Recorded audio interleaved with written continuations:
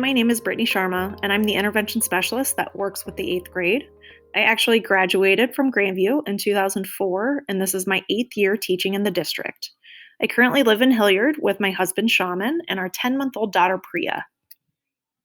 I'm going to be talking to you about the schedule that you see in front of you. On Mondays, Thursdays, and Fridays, we follow what we call an all-day schedule, where your student will go through all 8 academic classes within a day. On Tuesdays and Wednesdays, we follow our block schedule. So on a Tuesday, that's our even block day. Students will go through periods 2, 4, 6, and 8. And on Wednesday, they'll follow an odd block schedule day where they'll go through classes 1, 3, 5, and 7. Something that we try to stress in 8th grade is the importance of time management. So we do work really hard to make sure that students are using their time here at school wisely and that they are staying on top of assignments and aware of all of the work that needs to be completed. One area that we have issues with sometimes in the beginning is students learning to manage their time with block schedules. So if a student receives an assignment on Monday in their period 3 class, and the work isn't due until Wednesday, it's easy for that student to go home and think that that's not an assignment that they need to worry about that day and that they can put off until the following day. However, the next day, they're likely going to get more assignments from those even period classes. So we do work really hard to make sure that they are staying on top of assignments and aware of their time management in completing those assignments. Something that we do ask that families be mindful of is our start times. Your student should be arriving to school and ready to enter the building at 7:55 in the morning so that we can promptly start class at 8 a.m. And the same thing goes for the afternoons. If your student is leaving for lunch, we do ask that they return back at school and are ready to enter the building at 11:57 so that we can promptly start class at 12 o'clock. Hello, my name is Allison Sanders, and I am the 8th grade math teacher. A little bit about me. I live in Gahanna with my 2 twin sons, Braden and Bryson. Bryson is there next to me in the picture, and Braden's a little further away. We have spent lots of fun times together this summer, and they are who I enjoy spending time with when I'm not in school. During my presentation, I'm going to give you a little overview of what your 8th grader is going to experience this year in their math class. First, our honors geometry students. Our honors geometry is taught at the high school by Lori Donner. She teaches all of the honors geometry students for the high school. This is a high school level class that will be recorded on your students' transcripts. Right now, in a high school level class, for example, the algebra class they took last year, or maybe a foreign language class they're taking, will appear on their transcript, but not be recorded as part of their GPA. High school honors geometry, however, does get recorded as part of their GPA. Students will travel from the middle school to the high school to attend this class on a daily basis. Now, as far as for my Algebra 1 class, it is also a high school level course, and students will receive high school credit for it. It does come with a final exam at the end of the year, and we do use graphing calculators, both the TI 84 Plus and the TI 84 CE in our class on a daily basis.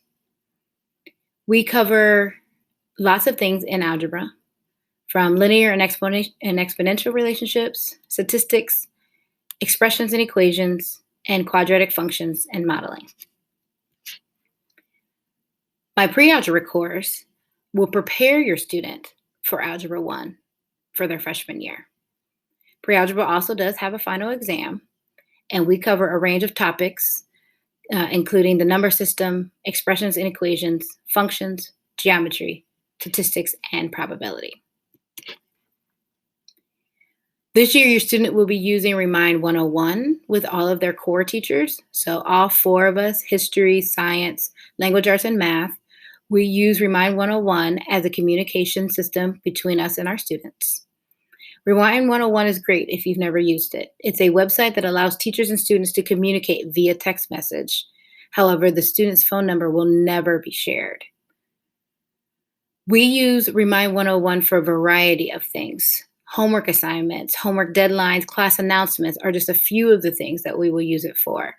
Your students can text us and we can reply to them. We also do class announcements for just simple reminders that we might need to say before the students return to our class.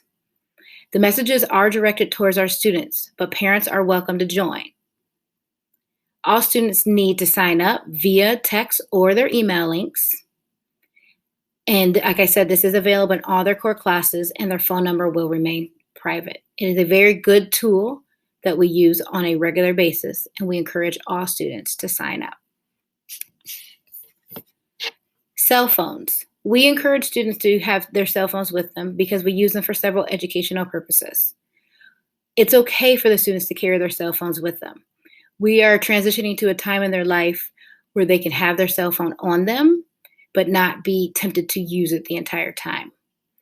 We will use it for a variety of educational purposes, and we will teach your student when is an appropriate time to use it and when is an appropriate time not to use it. Next up is Mrs. Richter talking about all things for science. Hello, families. My name is Trillian Richter. I teach 8th grade physical science. This is my 7th year teaching in Grandview and my 8th year teaching total. I actually went to school here from 1st grade all the way through 12th, so I graduated. I'm an alum, and I just couldn't get enough. I had to come back for more. This is my dream job, teaching here in Grandview. It's an amazing place to be and call home. You're looking at a couple pictures of my family from this summer. You'll see my husband, Barrett. He's a chemical engineer at Battelle. My daughter, Luca, who's 5. She's starting kindergarten at Stevenson. And my son, Renan, who's our wild child. He's 18 months old and has lots of energy. You'll see there's a picture of us. We love to travel and hike. There's a picture of us at Horseshoe Bend from our trip out west this summer. We were gone for about a month in an RV. Lots of family time. All things science. As I said, teach physical science. It is a high school level course, so it will be quite rigorous. We start the year talking about the universe, so the history of the universe, galaxies and stars, and then we get into the study of matter. So we start really big picture, and then we kind of zoom in on looking at atoms and periodic trends, bonding compounds, chemical and nuclear reactions, all of that good stuff. So the first half of the year, I always think of it as like pre-chemistry. And then the second half of the year is more like pre-physics. So that's when we'll get into energy, waves. We'll have some electricity and electromagnetism sprinkled in there as well. And then we finish off the year looking at forces, motion, and dynamics, or how forces affect motion. Throughout the entire year, we'll be incorporating kind of good old scientific inquiry and application skills. So oftentimes designing experiments, running them, gathering data, graphing the data, drawing conclusions, and all that good stuff. So that is what we'll be focusing on in physical science. I also wanted to take a moment to talk about what STAR looks like this year. So in 8th grade, STAR is a extra academic time. So it might be used for reinforcement or projects or extensions, maybe design challenges, but something that ties into our curriculum. It is additional time for academic content. We meet for STAR during 8th period, so that means it will be 4 days a week because we have blocks. So on Tuesday, there's kind of an hour and a half of STAR, and we actually split it in half so that your child will go to 2 of their subjects that day. So we really have kind of 5 blocks of time we're working with each week. So they'll go to their first period class on Mondays, their second period and third period class on Tuesday, because that's a block day. They won't have any 8th period, so they won't have any STAR on Wednesday. Thursday, they will go to their 4th period class, and on Friday, they go back to their 5th period class. Now, one of those periods for most students is either extended core or foreign language. So if they have that class that day for STAR, they really get an additional work period. So that will happen 1 time per week. So that's kind of to give you what STAR looks like in a nutshell. It might sound really confusing. Your child will know where they're going, or we will help them find it. So know that it is just additional content time. So next up, I'm going to turn it over to Miss McGliz. Hi, 8th grade parents. My name is Melissa Miglis, and I teach 8th grade language arts. This is my 16th year teaching and my 15th year here in Grandview. And I have been in the 8th grade language arts position since I have been here in Grandview for the past 15 years. So I'm going to tell you a little bit about myself and my family. I have three boys. I have a second grader named Michael, and I have twin kindergartners, Lucas and Landon. Um, we live out in Ostrander, so a decent drive from Grandview for me. I want to talk to you a little bit about the class for ELA this year and what it entails. So in terms of writing, students will keep a writer's notebook, and we will keep a digital writer's notebook. And that will be done through Schoology and Google Docs, where we keep informal writing. We keep notes that we will refer back to throughout the school year. But this is a place that students will compile their writing throughout the entire year. We'll do a narrative writing piece, and that will be a memoir where students will look at one moment in time, one memory of their life, and expand on it using dialogue, using descriptive language, and making sure that it has meaning and that the meaning is conveyed through their writing. We will also do some informational writing. Students will look at the 5-paragraph essay and talk about effective thesis statements and how to support an argument. We will also do persuasive research and then various essays throughout the school year. Second semester, especially, is very heavy in this informational writing because we are getting ready for high school. We will also do some newspaper articles in the spring where students are working through a web quest. And then one element that we hit the entire school year, because there's a high need for it at this point, is grammar and sentence structure, where students will understand what constitutes a sentence, what is the use of a comma, the use of a semicolon, how to vary sentence types within their writing. So by the end of the school year, they will have a lot of information there.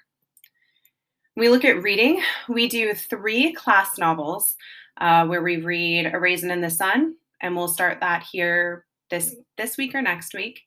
We read Night, which is a Holocaust memoir, in the springtime, hopefully right before we're able to go to Washington, D.C., where students can see the Holocaust Memorial Museum at that point and hopefully get some great meaning from that. We will also read Agatha Christie's And Then There Were None. And students love that. It's an excellent mystery where they're guessing the entire time, using clues and kind of things to put things together. We do 2 rounds of literature circles, one in the fall and one in the spring, where students will read the same book as a group of their classmates, and then they will have weekly meetings. These meetings are typically done within the classroom, and they have assignments each week so that we can make sure that they're interacting with the text and that they're able to have an effective discussion. They will also have their own independent reading throughout the entire school year. Students should already be coming to school with an independent reading book. They should always have something to read. I give them due dates for the entire book, so they don't necessarily have due dates of how much to read each night or each week. However, students may set their own due dates for themselves so that they can make sure their book is done on time. When their book is due, we always do something with that in class. So it could be an essay where we're using a concept that we're talking about in class and they're applying it to their book. It could be a project, but books do need to be finished on time, and that is continual throughout the school year. So you can always ask them, when is your next book due? How are you doing with your progress? Things like that. We will be looking at short stories throughout the school year and various reading concepts throughout those short stories. They will also have 2 formal speeches for ELA this year. One will be done in the fall and one will be done in the spring. This is often something of high anxiety for many students, so we work through things of how to do this and how to make sure we feel comfortable in front of our peers. And we do a lot of things to make them feel a little bit better about this and look at different strategies. So hopefully we lessen that anxiety this year. I want to talk briefly about computers. Students and parents at this point are very used to everybody having their own computers and having access to the technology they need. So I'm going to go through this pretty quickly. One of the big things that we do in the 8th grade is we use computers every single day. So we have already talked to students about this for the first week of school, but since we use them so often, all computers need to be in school every day and need to be fully charged. It's important that they have access to these because things depend on that. We do have an extra Chromebook in each classroom so that if something happens and they thought they charged it and it's not charged, or something's not working, that we're able to allow students to use that extra Chromebook. But in general, the goal is to make sure that they come with a fully charged Chromebook every single day because it is essential for their learning. When we look at what Chromebooks should be used for, these are school devices. So the goal is educational use only. They should not be downloading extensions that are not approved by the district. These things slow computers down, and often we've had issues with Chromebooks where they come back of the reason why those issues were happening was because of these extensions that were downloaded. So we want to try and eliminate that as much as possible so that we can get the best use of these that we can. We also get announcements and everything else through our Chromebooks. If a device is left at home, we ask that students will contact a family member to perhaps be able to bring one to them.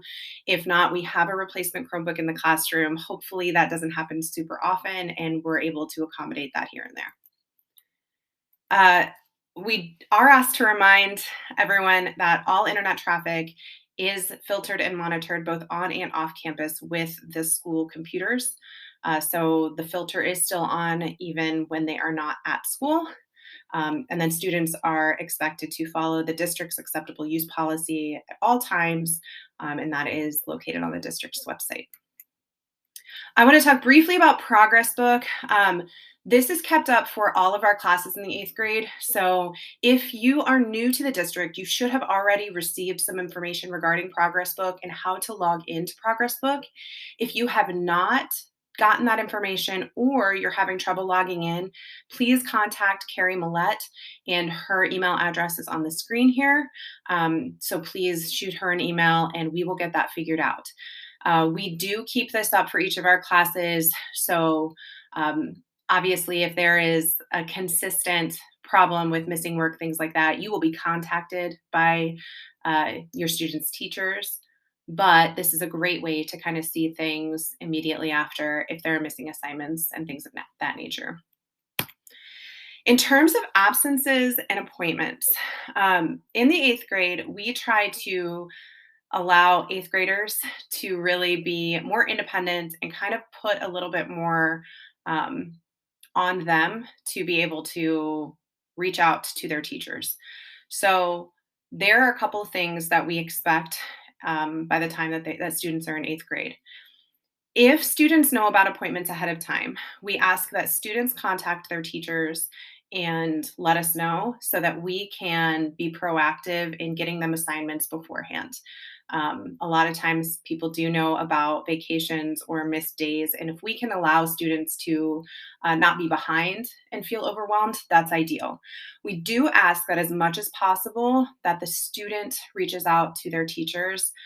So, you get parents and guardians, you can help out with that by, just even a gentle nudge or reminder of, did you make sure to let your teachers know? Have you gotten all of the work that you're going to miss tomorrow or whatever it is? That is helpful. If a student does not know about an absence, then we do expect a few things. And we've talked about this with students. One, that students utilize the Schoology calendar, and I'll show you that in a moment. But the Schoology calendar has all the information for each of their classes and what they did that day, as well as the homework that night.